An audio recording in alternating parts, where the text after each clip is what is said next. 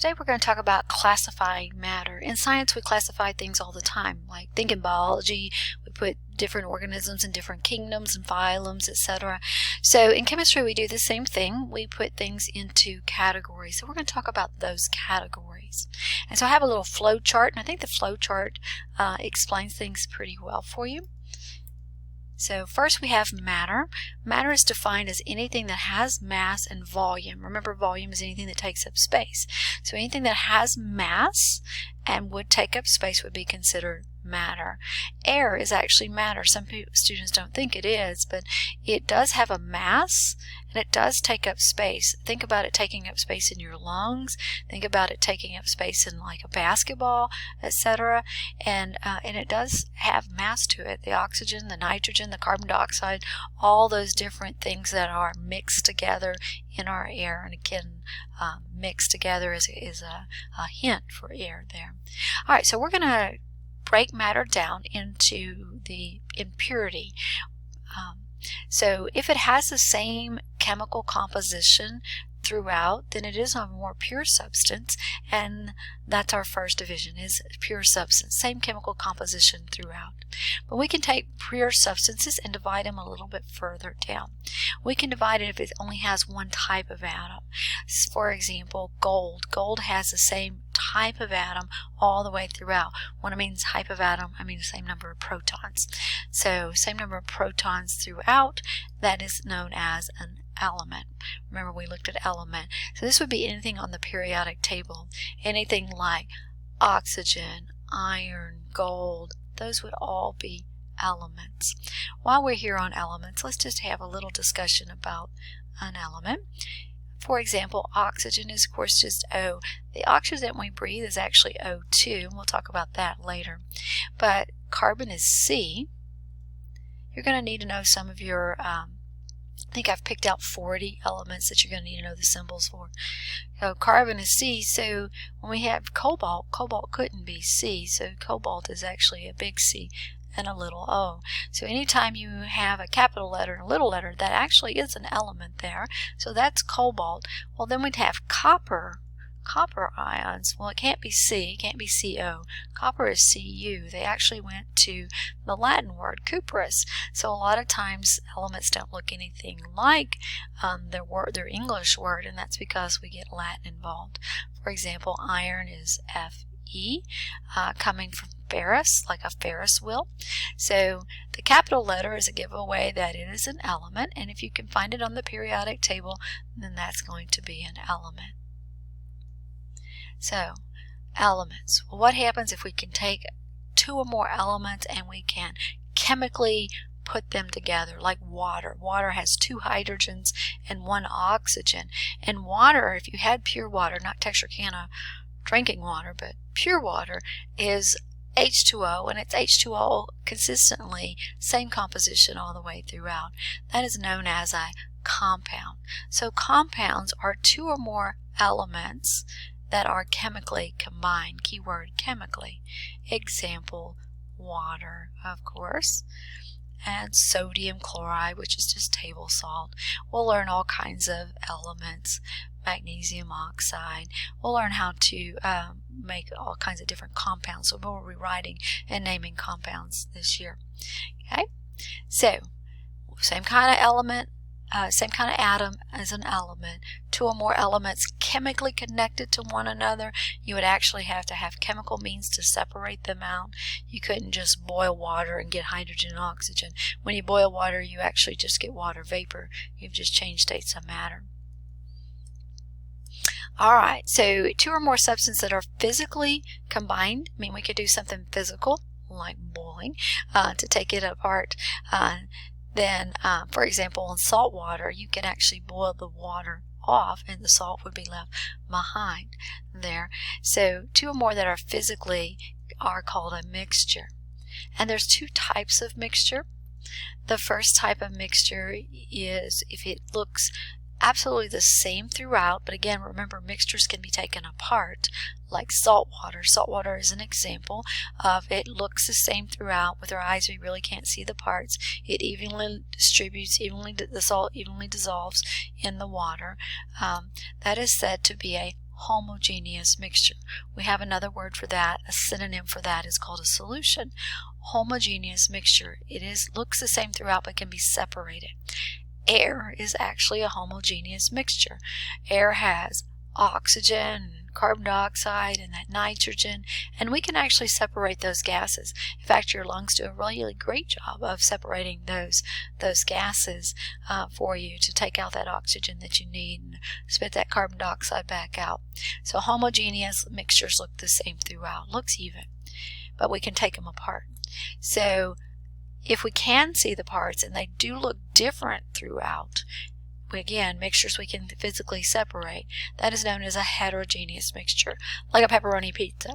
You know, you could take those pepperonis and cheese and crust, you can see all those different parts and you can separate them, and not necessarily consistently the same throughout.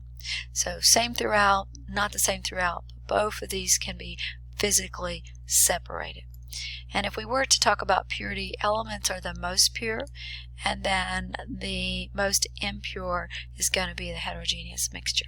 So this little chart, what you're going to do on your test and stuff, I will give you something, you'll tell me whether it's an element, a compound, homogeneous or heterogeneous mixture. I do have a practice on the old homework pages that are uploaded. If you want to practice that sheet, it takes not very long to do that.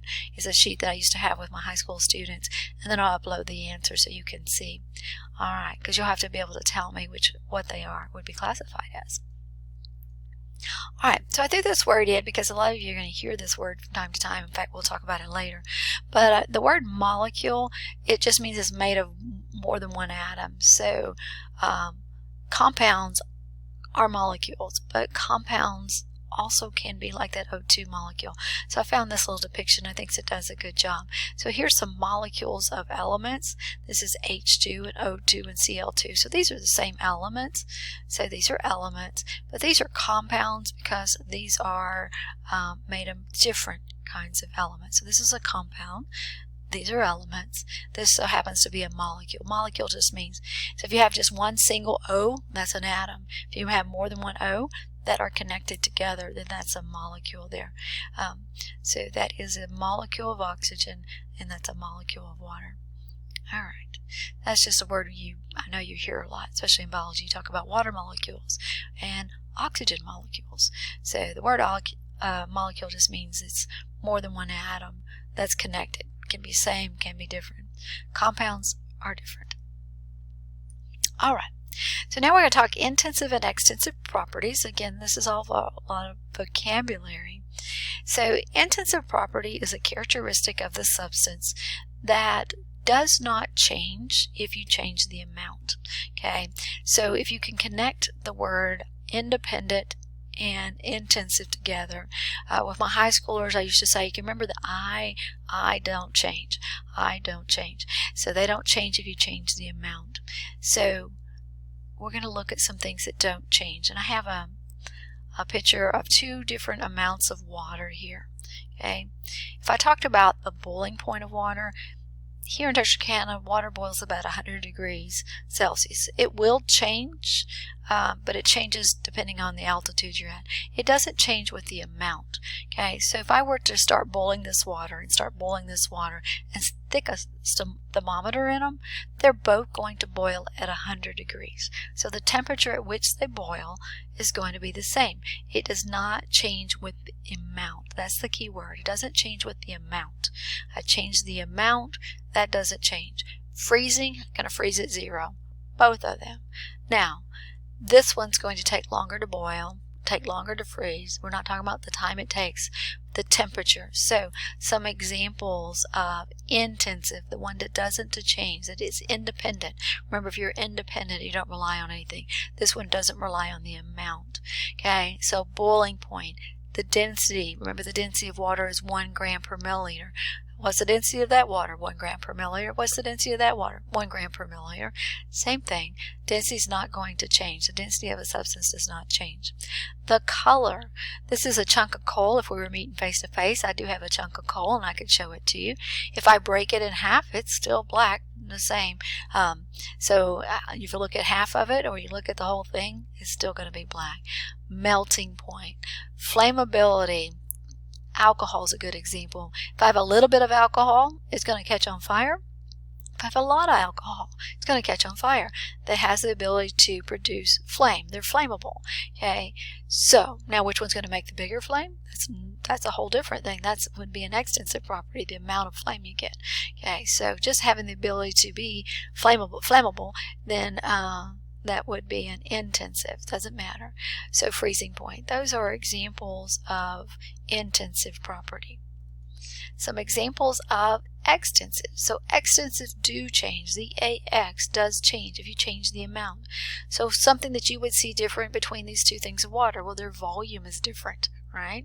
This one has a smaller amount, has a smaller volume, larger amount. If I were to break this in half, you're going to see the mass change. The mass is different on these two. This is a board here. You're going to see if I cut this in half, the length's going to change, the width, the height. Things that you could measure out like that. Those are extensive properties. Things that if you were to break it in half would change. So the amount matters so it does depend. So I want to go back to the density, and I have the board here to show you this. And I'm just going to make up simple numbers just for my sanity here. So there's my picture of my board. They used to put this on the tax test. Some of you know what the tax test is. Some of you don't. So I said that density is an intensive property. Remember, density is the mass divided by the volume, correct? Okay, so if I said the mass of this thing was 200 grams, and if I said the volume of this, we'll just do, how about we do 20 centimeters cubed. Okay, so 20 centimeters cubed is the volume. Centimeters cubed because it's a solid. Alrighty. So if I do this, you're going to see that this board has 10 grams per centimeter cubed. Okay, so that's the density. I just made up numbers. Okay. So now I'm going to cut this board in half. Cut it in half. And I only want to deal with half the board. Half the board now. So it was 200, so half of it's going to be now 100, right? And its volume was 20 centimeters cubed. Well, now it's half. The volume, being an extensive property, is now 10. Can you see what the density is? Because density is a proportion, a ratio from the mass to the volume, the density is always going to be an intensive. This guy's extensive, it changes. This guy's extensive, it changes. Changes the amount. Density is always intensive. Okay? So I would like you to know that. All right. So hopefully you're familiar with physical change versus chemical change. That's something you should have done starting in middle school, etc. So physical change means that you really haven't changed the chemistry, the chemical composition of the substance. Okay, it is still the same substance. You just kind of change the outward appearance. So sawing a log in half, tearing a piece of paper, changing states of matter. These are important. So melting, freezing, condensation. Let's get some. Sawing a log in half and tearing a piece of paper. So let's just look at these. So if you see any of these words, I want you to always think physical change. Okay, so melting is a solid going to a liquid. Solid, the particles are really close together. Liquids, they start to spread out, right? But it's still, so ice versus water, still H2O, right? Still H2O. What is freezing? Well, freezing is a liquid going to a solid. These are physical changes. Physical changes, you're just changing states of matter. Condensation, we're starting to see that because it's starting to warm up. That is a liquid to, no. That is a gas to a liquid. So sorry. That is a gas to a liquid. The gas, we're seeing condensation on your Cokes, on your outside of your cans, etc. That's just the water molecules that's in the air, and they're traveling really, really fast. And when they hit that cold can, they slow down and they liquefy. So there is water in the air. Texas, we have a lot. So a gas to a liquid. And so what is boiling? Well, boiling is a liquid to a gas. Another word for that could be vaporization.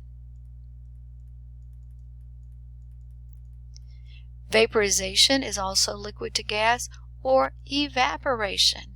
Okay, if you let water sit out for a long period of time, it'll eventually evaporate on you.